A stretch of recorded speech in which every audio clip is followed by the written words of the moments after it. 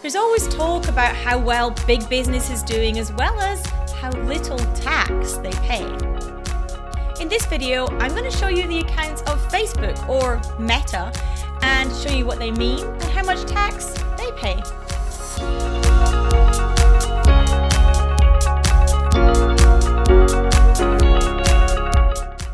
If you haven't subscribed yet, make sure you hit that subscribe button and turn on the bell so you know next time I upload a video about all things business money. I am Annette Ferguson, Chartered Accountant and Certified Profit First Professional, and I run Annette Co, a UK-based accounting firm.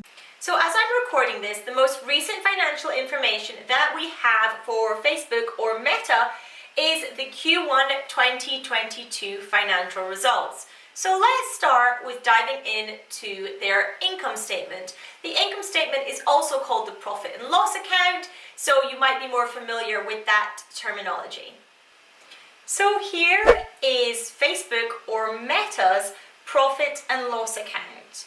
Now the first thing to note is what we are looking at here is we are looking at numbers which are in the millions. That therefore means that every number you look at in this report you need to add 6 zeros to the end of in order to get the true dollar number that is being reported. Also, each of these columns is for a 3-month period. So the most recent data for March 2020 is the 3 months to March 2020. And if you want to get an idea of annual, for example, annual revenue, we need to add up 4 of these quarters in order to get a picture of what an annualized amount would be.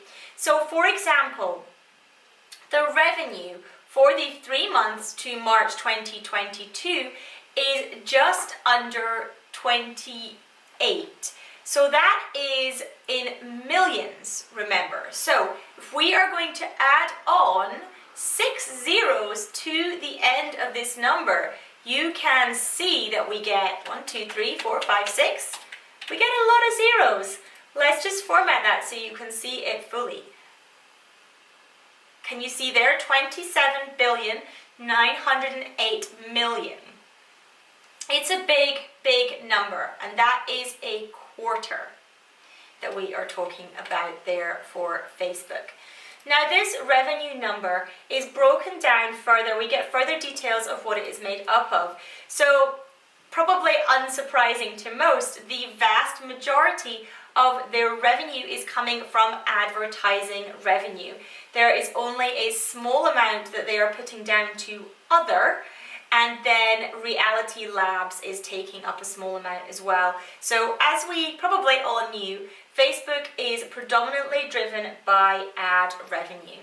Then when we look at the costs associated with Facebook, they have cost of revenue, which also the term you might have heard, cost of sales. It's a similar term, it means the same thing. Here of 6. And then we have research and development. Remember, this is when I say 6, that's 6 billion. Research and development, 7.7 billion. Marketing and sales, 3.3. And then general other admin expenses, 2.3, giving them a total for the quarter costs of 19 billion. So we have income from operations here. You might have also heard that called operating profit. It's the same term. So the big question that many people have is, well, what about tax? We've heard about these big companies being tax dodgers. What tax are they paying? Well, they have a provision for income tax in here. In the UK, we would also call that a provision for corporation tax. So this is basically the tax on profit the business is providing for over the course of each quarter. And this yellow line, the tax provision as a percentage of profits, is one that I have added in there so that you can see what that looks like. So they are providing, over the last year, they are providing on average about 16% tax on profit is what they are estimating that they have to pay. It is a decent percentage, and typically what we might expect for US-based businesses in terms of what they are actually providing for tax purposes. for this business. Now that is everything that we get shown for the income statement, for the profit and loss account for the business. As you can see, it's a relatively short spreadsheet that we actually get when it comes to any breakdown, and we really don't get to see much detail behind the costs of the business in the information that they are presenting to us. Nonetheless, it is interesting when we look at a profit and loss account to look at things like trends.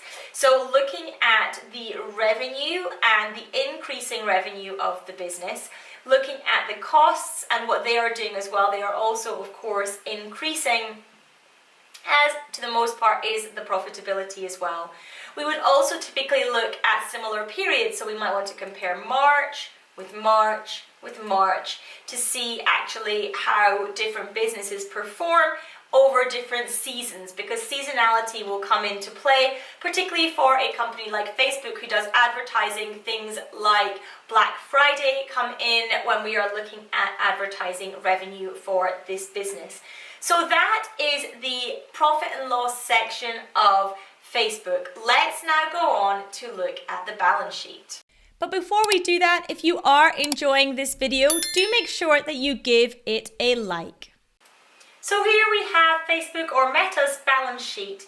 Now, the balance sheet, for those of you who don't know, is a snapshot in time. It's a statement of what the assets of the business, so what the business owns, and the liabilities of the business, what the business owes, are at any one point in time. Now, these are taken as at the quarter ends for this business. So this is as at, for example, the 31st of March 2022. And again, like the profit and loss account, these numbers are being shown in millions. So we can add 6 zeros to the end of anything we are looking at here. So we can see that the total assets for the business are equaling £164 billion. We can see what these are made up of by looking at the cash and cash equivalents balance. So we can see here that they have around just under 15 billion worth of cash in their business. We can also see they have various investments, they have various property and equipment as well in their business, and accounts receivables, that is the money that is owed to them. That is the money that Facebook are due to collect in from their customers. And if we come down to the liabilities section of the balance sheet, these are the amounts that the business owes out.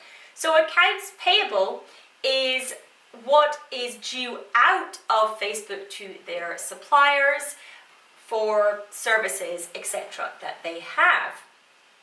We can also see they have some leases in there and other current liabilities and accrued expenses. These are typically where the company has consumed things, so services usually, but they've not yet received the invoices for, but they want to make a provision for that in their accounts. So that is often what we see under accrued expenses in a balance sheet. The thing that tells us whether Facebook is a healthy financial company or not is this number here, the total assets, which also incidentally equals the total liabilities and stakeholders' equity. Those two numbers in a balance sheet will always equal each other. But that number being positive is vastly important for a business. When that number goes negative, it means the business is technically insolvent. So Facebook is very healthy when it comes to their balance sheet and it comes to their business's finances, as of course we might expect. But that is what the balance sheet of the business is telling us when it comes to looking at Facebook and Meta's financial performance. And if you're struggling with the accounting for your business, then I would love to hear from you. Drop us an email to yt@annetteco.co.uk. Thank you so much for watching. Hit the like button, subscribe, and I'll see you in the next video.